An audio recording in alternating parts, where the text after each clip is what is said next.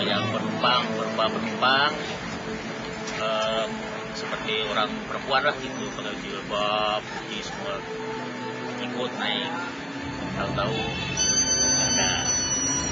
Terus pas kita lari ada suara gini, ya kita belum pernah sih ya, akan macam-macam banyak cerita orang ya, ada pasti ada aja, ada monyet nyebrang, ada harimau nyebrang. Waktu itu malam-malam jam 9 malam dia bawa 3 orang penumpang dari Bandung sini. Begitu sampai MN, tanjakan MN itu tiba-tiba ada orang menyetop 3 orang. Dan begitu 3 orang itu naik, melihat di spion ternyata jadi penuh kendaraan muatan itu. Ya kaget, kenapa jadi penuh? Terus jalan terus 5 kilo dari situ, 5 kilometer dari situ dia turun. Begitu turun, tiba-tiba kosong lagi muatan.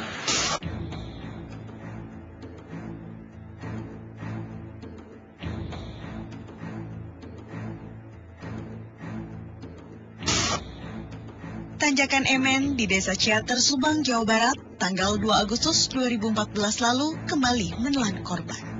Bus pariwisata yang mengangkut 60 warga Cilegon, Banten, oleng lalu menabrak pengendara sepeda motor hingga tewas. Bus langsung terjun ke Kali MN. Sebelumnya di bulan Juni di tahun yang sama dan di lokasi yang sama, sebuah bus wisata yang membawa rombongan SMA Al-Huda, Cengkareng, Jakarta juga mengalami kecelakaan. 9 orang meninggal dunia. Mengapa sedemikian tinggi kecelakaan di Tanjakan MN, Subang?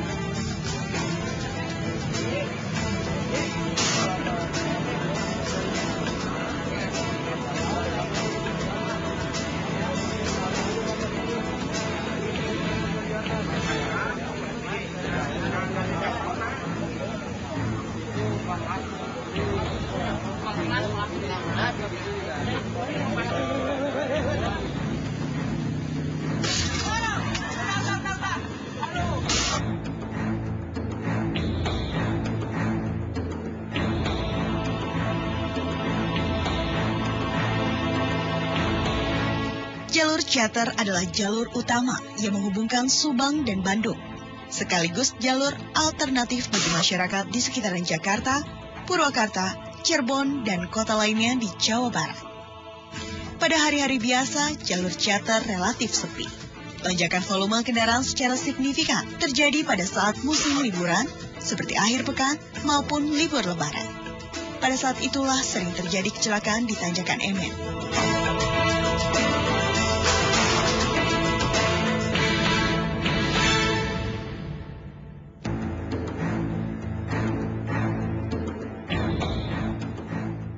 Tugu Tanjakan MN sengaja dibuat khusus sebagai peringatan agar pengendara selalu waspada. Tanjakan MN memang jalur maut.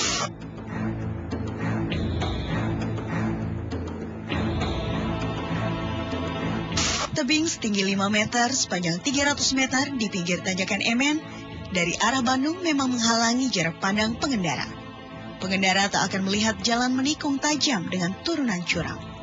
Maka tak heran jika banyak pengendara, terutama yang jarang melintasi ruas Tanjakan MN terkejut dan celaka. Kondisi jalan di Tanjakan MN mulus dan lebar. Marka jalan jelas terlihat, menandakan upaya serius pemerintah menekan angka kecelakaan. Tapi entah mengapa kecelakaan demi kecelakaan tetap saja terjadi di lokasi ini, terutama di musim liburan. Lazimnya lokasi kecelakaan, masyarakat sekitar lalu menghubungkan tingginya angka kecelakaan dengan hal-hal di luar jangkauan nalar. Cerita yang beredar, Tanjakan MN memang angker dan selalu meminta tumbal. Ada cerita apa di Tanjakan MN?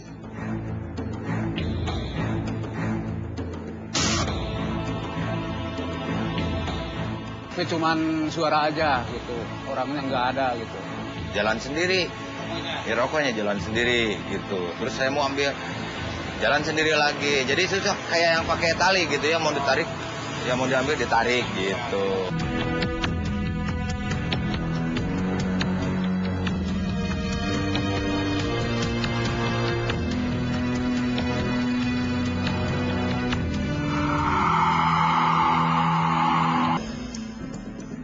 Tanjakan Emen, Subang, Jawa Barat terkenal sebagai jalur tengkorak, rawan kecelakaan. Video ini menunjukkan kecelakaan pada tahun 2013. Bus yang membawa rombongan wisatawan asing terbalik di Tanjakan Emen. Kecelakaan demi kecelakaan menimbulkan spekulasi mengenai penyebabnya. Dari penjelasan yang logis hingga penjelasan di luar jangkauan nalar.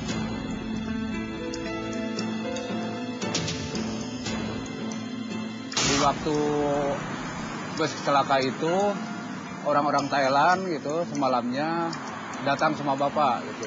Tapi cuman suara aja gitu, orangnya nggak ada gitu. Bapak bikin kopi ya, lalu bapak bikin kopi, tapi sudah dibikin kopi dinyari orangnya nggak ada. Satu kali orang Thailand, dua kali orang Cimahi, dia jatuh dari box angkut saus.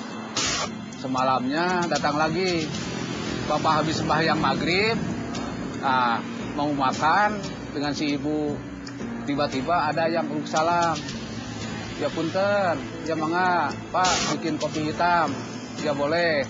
Lalu bapak bikin kopi hitam, ternyata orangnya itu dicari nggak ada lagi, gitu. Ya udah sering bapak lah di sini, gitu ya. Gejalanya apa, nggak tahu, gitu. Ya kemungkinan arwah-arwah yang sudah meninggal itu ada kepenasaran, gitu ya. Apa penasarannya bukan apa-apa, cuman minta. Entah siapa yang memulai, di kalangan sopir yang biasa melintas Tanjakan Emen berlaku kebiasaan aneh. Mereka akan melempar rokok atau koin uang logam dari kecelakaan.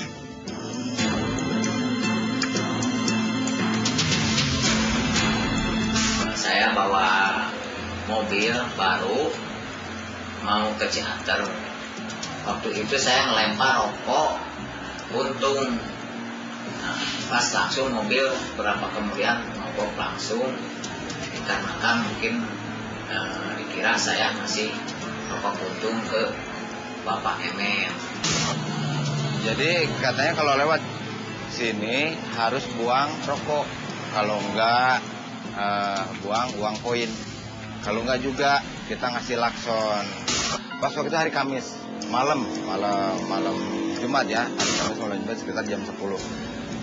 Bapak Jun sebelah kiri, bapak sebelah kanan jalan gitu. Pak Jun kan pakai sarung, tahu-tahunya sarungnya ditarik-tarik dari belakang gitu. Padahal saya sebelah kanan. Oh, tong ditarik-tarik atuh. Engkau cinta orang mah di dia gitu. Ya saya mah sebelah gitu. Terus pas giliran saya ada rokok, saya mau diambil, jalan sendiri. Ya rokoknya jalan sendiri gitu. Terus saya mau ambil, jalan sendiri lagi. Jadi susah kayak yang pakai tali gitu ya, mau ditarik, ya mau diambil ditarik gitu. Versi pertama, Alkisah di sopir angkutan umum Bandung Subang bernama Pak Emen. Dia tewas dalam kecelakaan di kawasan ini saat mengangkut ikan asin dari Ciroyom Bandung menuju Subang tahun 1964. Mobil yang dikendari Pak Emen terbalik dan terbakar. Naas bagi Pak Emen, dia terbakar hidup-hidup hingga tewas. Setelah kejadian itu, warga sekitar meyakini arwah Pak Emen gentayangan mengganggu pengendara yang melintas di Tanjakan Emen, terutama di malam hari.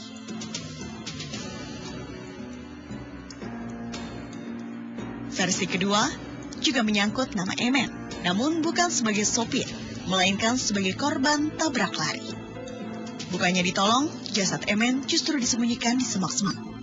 Setelah kecelakaan yang tak diketahui kapan terjadi itu, arwah Emen gentayangan menuntut balas. Kebanyakan sopir yang membuang rokok maupun koin uang logam lebih meyakini cerita versi pertama. Konon, Pak Emen dikenal sebagai sopir pemberani yang selalu merokok saat berkendara. Kebiasaan buang rokok dan koin uang logam para sopir tentu saja jadi berkah tersendiri bagi warga di sekitar Tanjakan Emen. Sampai-sampai mereka menyebut Tanjakan Emen sebagai warung panjang. Bagaimana tidak, mereka dapat rokok dan koin secara cuma-cuma di sepanjang jalan.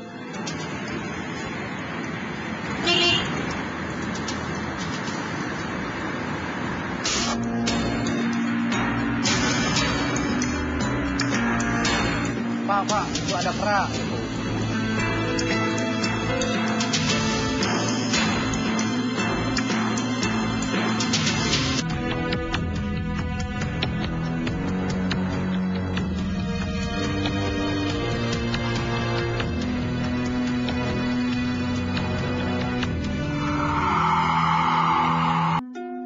Sebagian warga percaya kecelakaan di Tanjakan Emen, Subang tak terjadi begitu saja.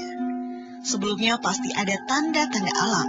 Salah satu tanda adalah muncul monyet yang bersuara nyaring seperti menertawakan sesuatu.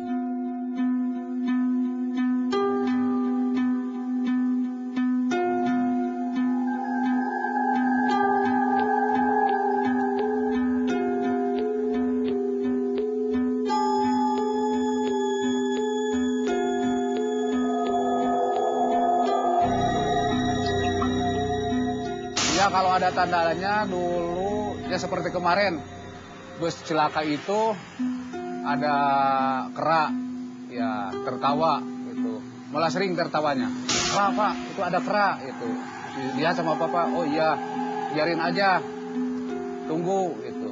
Tapi udah 2 hari kemudian dia ada bus terjatuh lagi. Oh perempuan baju merah itu namanya kalau tidak salah dulu itu bekas pembunuhan, kalau dia bekas dibunuh ya di bawah, jambatan bawah gitu, namanya Ceruli ya. Memang itu baju merah gitu, tapi bapak juga itunya mau berangkat kerja pagi-pagi dia sudah ada di pinggir jalan itu, rupanya dibuang orang gitu.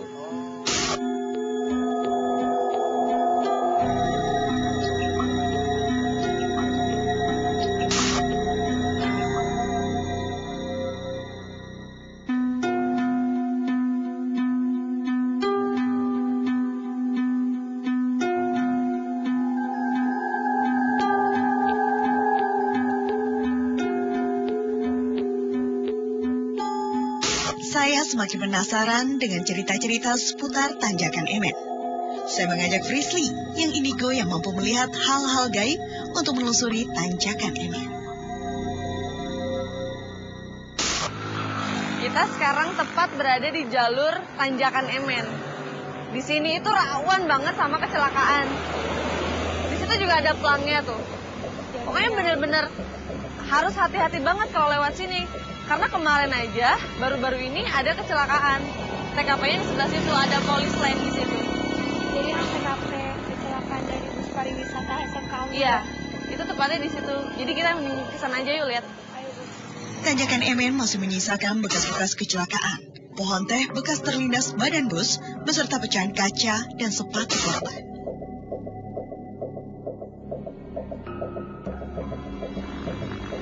Kamu lihat nih. Ini masih ada tulisannya jelas pariwisata. Ini lihat, ini tuh bekas kaca di situ. Jadi saking benar-benar hancurnya itu sampai-sampai ini berserakan di mana-mana kacanya. Tadi juga di sana kan banyak banget kaca. Bahkan ada sendal. Iya, sendal, sepatu juga aku lihat tadi di sana. Ada jaket. Iya.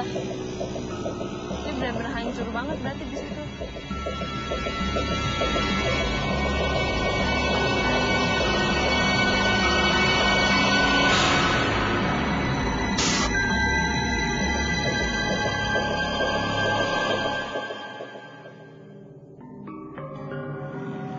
Nah, Frisly, jadi disinilah titik penyebab terjadinya kecelakaan jembatan Emen itu. Karena ini kan tanjakan kan. Kalau kita dari atas, kita tuh harusnya belok kanan kan. Nah, kebanyakan supir itu mengira di depan itu masih lurus, tapi harusnya belok lagi ke kiri. Nah, mungkin disitulah salah satu terjadinya penyebab kecelakaan yang sering memakan korban. Selain dia merasa remnya blong, dia juga karena tanjakan dan turunan itu kan, jadi dia kecepatannya tinggi, jadi merasa remblong dan di depan harusnya ke kiri malah lurus aja.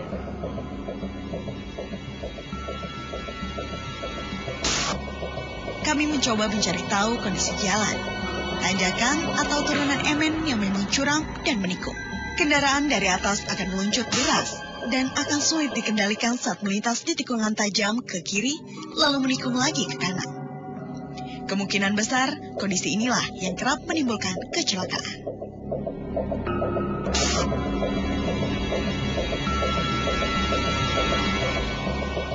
Setragis itu karena apa? Allahu Akbar. Bakalan banyak fakta kalau tempat ini emang bener-bener angker. Tempat ini juga karena baru juga masih banyak bekas-bekas korban.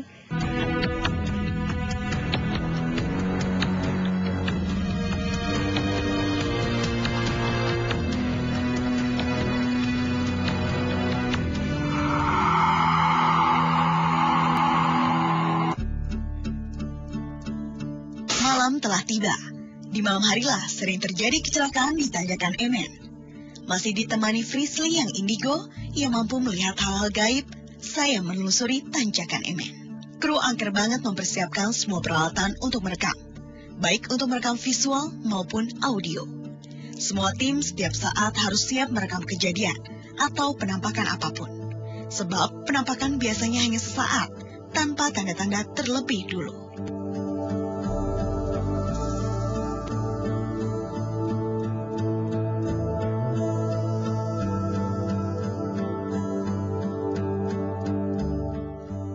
Tak lupa kami berdoa semoga penelusuran malam kami di tanjakan Emen berhasil dengan baik.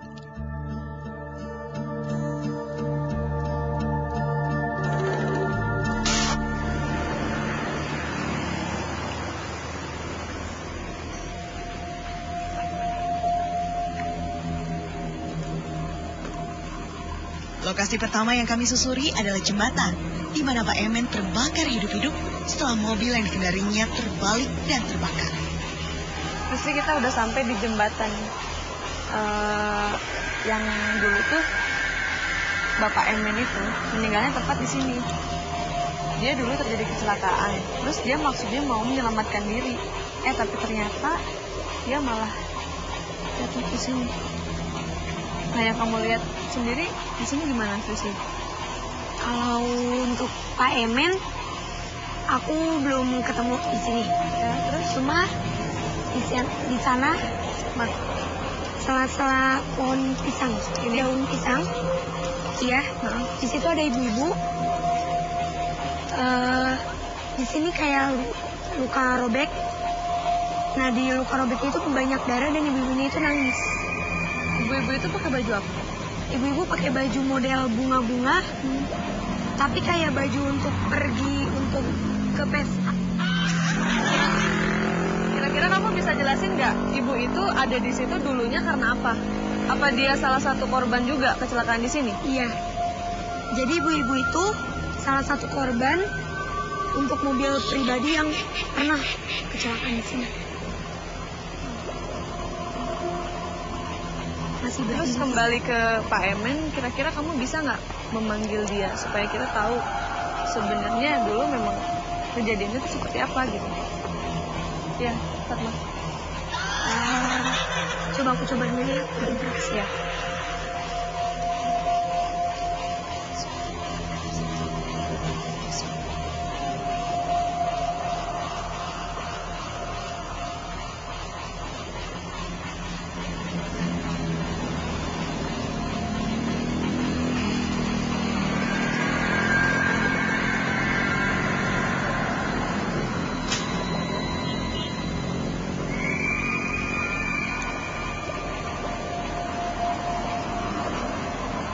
Sana Ada apa? ada laki-laki kayak terbakar jadi hitam. Mungkin itu yang namanya Pak Emen. Kamu bisa lebih meyakinkan kita nggak kalau dia itu benar-benar Pak Emen? Soalnya kan di sini banyak banget kecelakaan, bisa aja arwah yang lain atau justru penghuni-penghuni di sini yang menyerupai dia. Kamu bisa nggak lebih diperyakini lagi? Coba.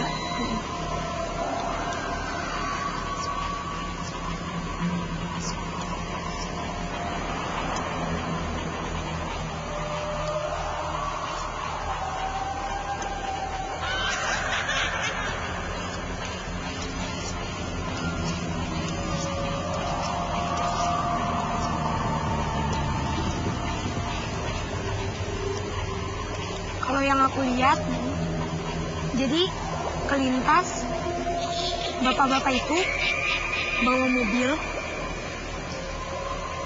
dari arah sana, Ya, dari atas berarti ya. dia keadaannya itu ngantuk. Terus dan itu kemungkinan besar dia nyebutin nama dia kalau dia itu Pak Emen dan dia meninggal jatuhnya di sini. Jatuhnya di sana. Tapi meninggalnya dia itu karena benturan. Jadi di dekat kepala sini itu banyak banget darah. Dapat di bawah sini. Daun yang turun. Daun yang turun. Posisinya sedang apa lu? Duduk atau berdiri atau gimana? Meninggalnya jatuh di sana kena benturan batu. Jadi kalau bapaknya ada di sana. Sekarang masih ada di situ? Masih. Dia masih berdiri. Hitam. Hitam. Terus di belakang sini penuh sama darah. Dan dia bilang dia bukan yang ngeganggu. Dia di sini. Ya tempat dia di sini. Bukan untuk mengganggu atau yang diyakinin masyarakat kalau penyebabnya kecelakaan itu dari dia juga.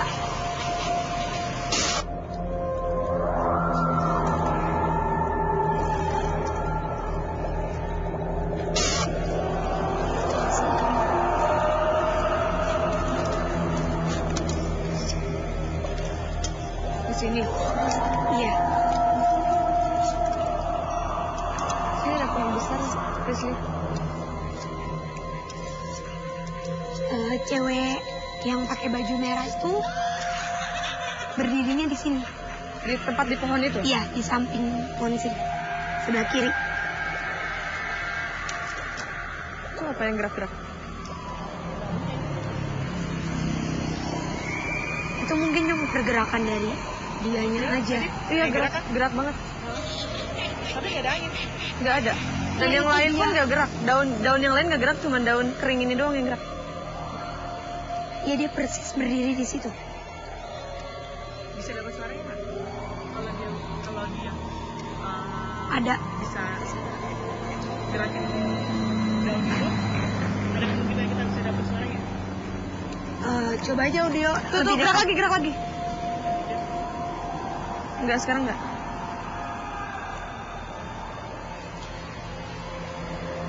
Mungkin itu cuma jadi tanda kalau emang Dia memang dia ada ada di di situ. sana. Yang bikin cenderung negatif itu cewek ini. Tapi dia Cewek nggak ini sebutin namanya. Tapi dia pakai baju merah. Pakai baju merah dan model celana bahan panjang. Berarti kalau misalnya tadi dibilang ada lebam terus ada luka di sekitar perut itu berarti bukan korban kecelakaan dong? Bukan. Jadi sekarang ini dia lagi nangis. Mungkin karena coba buat ingat dia. Kamu tanya lagi? Jadi dia itu meninggal ulah dari orang terdekatnya juga. Maksudnya di korban pembunuhan. Iya, korban pembunuhan dan yang ngebunuh si cewek ini orang terdekatnya. Bukan orang yang digenggam atau apa. Kamu bisa flashback nggak? Itu kejadiannya seperti apa? Terus penyebabnya dia sampai dibunuh setragis itu karena apa gitu? Allahu Akbar. Allahu Akbar.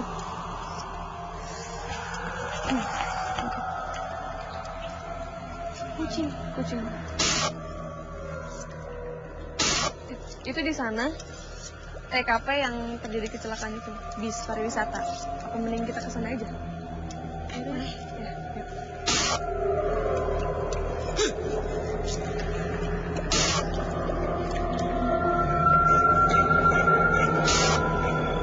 Gimana Fisli? Kamu Ini lihat yang apa aja di tempat sini? siswa-siswi SMK Al-Huda. Iya. Ya masih sama kayak yang pas penelusuran siang kita lihat. Aku sih masih ngeliat cewek tiduran di sini. Nah, iya. Dia tiduran itu karena memang pas kecelakaan dia posisinya begitu atau Iya, kayak gimana? si cewek itu tiduran kayak ngerasa kesakitan.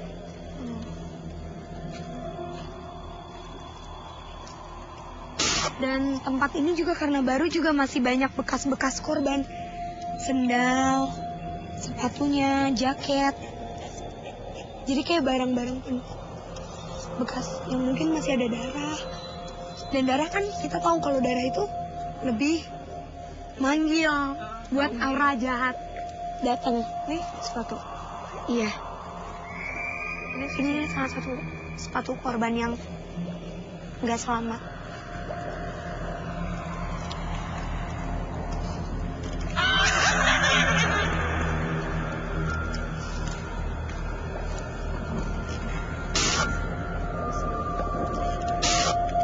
Ke yang aku tuju itu di sana, tapi banyak banget yang ngejawab. Jadi yang bisa aku ambil, tempat ini memang rawan kecelakaan karena dari belokan, dari lokasinya, terus juga dari kecepatan. Tapi kalau untuk aura negatif, dibilang di sini banyak aura negatif, iya. Karena semakin banyak kecelakaan di sini juga semakin banyak mitos dan bakalan banyak fakta kalau tempat ini emang bener-bener angker, bikin banyak kecelakaan, rawan, terus banyak penampakan. Itu karena aura negatif.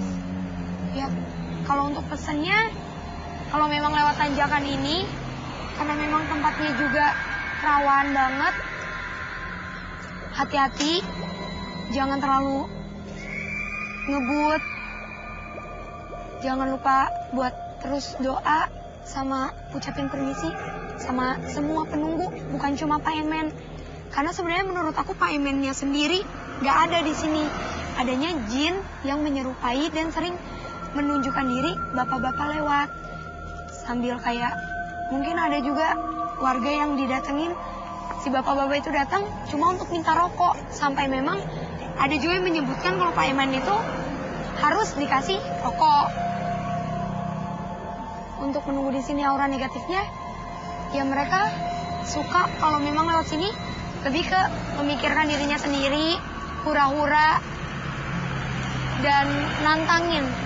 Ada ini kaitan dengan Mama Emen, yang dulu pernah satu seprolet meninggal semua.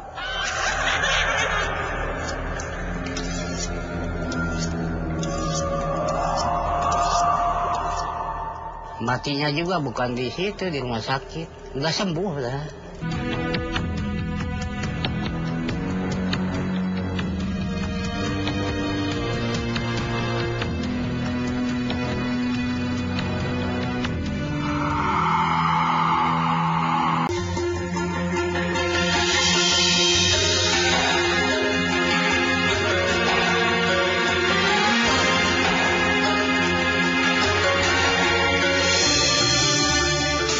Melihat kondisi jalan yang mulus, marka jalan yang jelas terlihat, dan rambu-rambu serta papan peringatan yang lengkap, rasanya banyak upaya sudah dilakukan untuk mencegah tanjakan Emen sebagai lokasi rawan kecelakaan.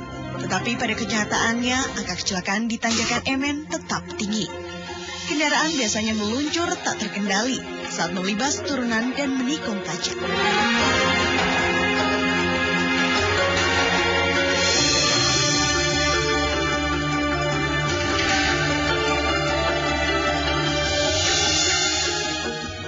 Ingin tahu apa penjelasan polisi mengenai tingginya angka kecelakaan di tanjakan Emen.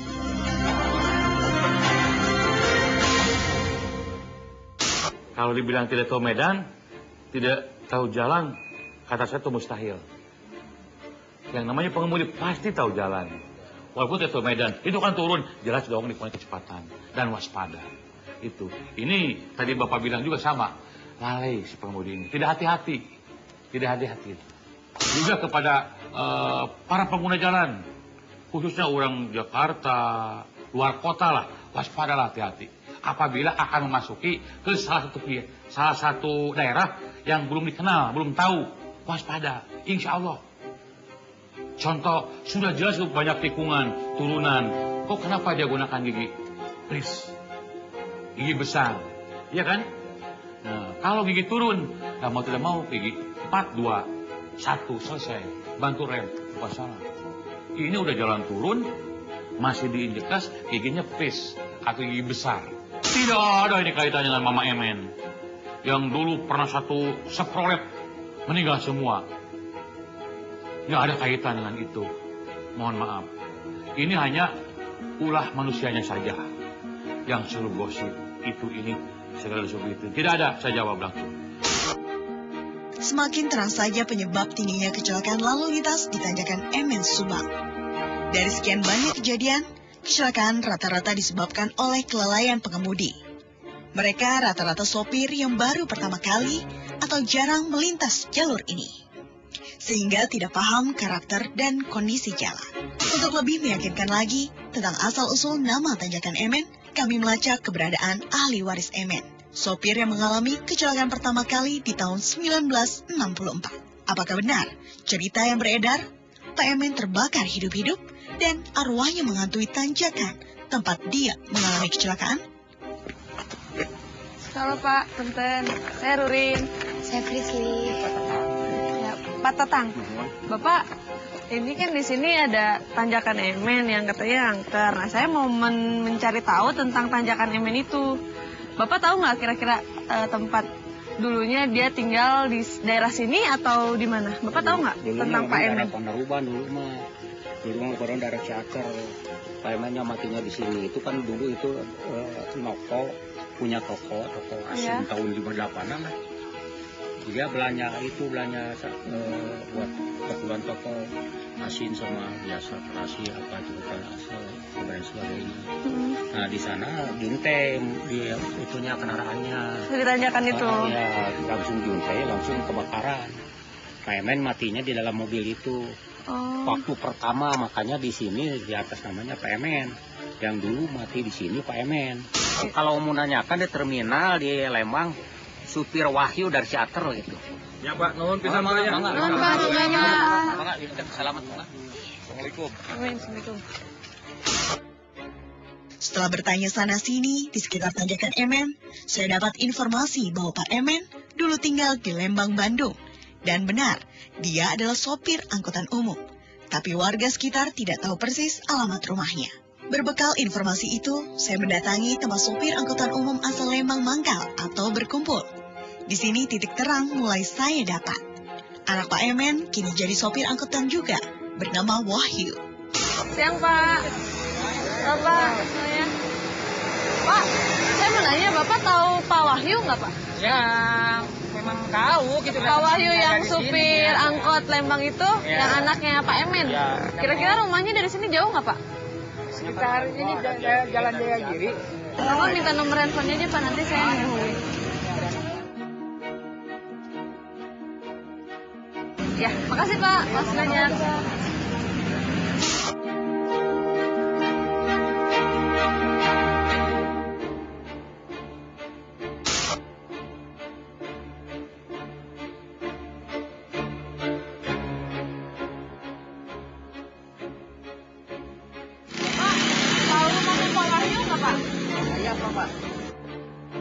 Di rumah sederhana ini Wahyu tinggal. Wahyu anak pertama dari 3 bersaudara. Dijelasin nggak Pak dulu tuh kejadian waktu kecelakaan Pak MN itu Bapak umur berapa dan kejadiannya itu sebenarnya seperti apa sih Pak? Ya Bapak itu waktu itu baru umur mungkin 8 tahun, ingat-ingat lupa. Bapak itu Pak Emin, supir oplet. Dulu kan oplet. Jadi nariknya ke Subang, jalur Subang. Kebetulan di daerah Cicenang, mungkin terbalik langsung kebakar. Ingat-ingat lupa Bapak nggak tahu berapa orang itu penumpangnya. Cuman yang selamat 2 orang. Tukang berondong 1, orang sekelahiran keneknya 1. Namanya, kalau nggak salah Pak Adna, orang Cibogo. Selamat itu malah jadi tentara, sekarang nggak tahu di mana, nggak ketemu lagi sampai sekarang. Terus makamnya ada di sini Pak? Ada di Jagiri makamnya. Kemungkinan Bapak kan supir, keblos rem, langsung mental ke gawir, mungkin dibuang, terbalik, kebakar. Dan bapak juga ininya habis sih, kebakar.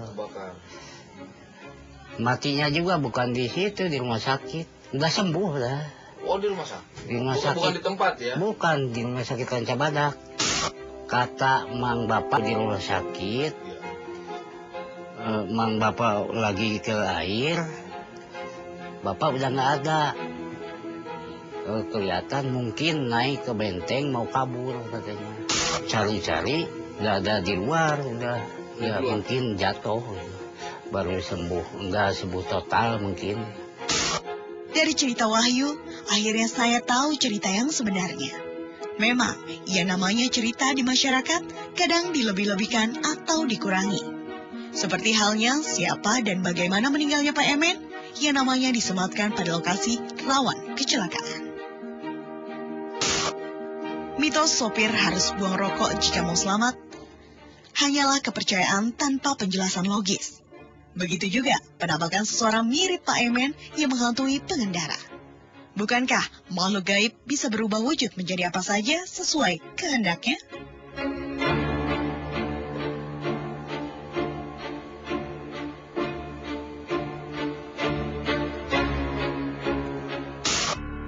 Disinilah Emen dimakamkan. Keluarga mengenalnya sebagai kepala keluarga yang gigih mencari nafkah. Semoga namanya disematkan pada lokasi tanjakan rawan kecelakaan berarti positif baginya. Menjadi peringatan pada setiap pengendara untuk selalu hati-hati dan waspada.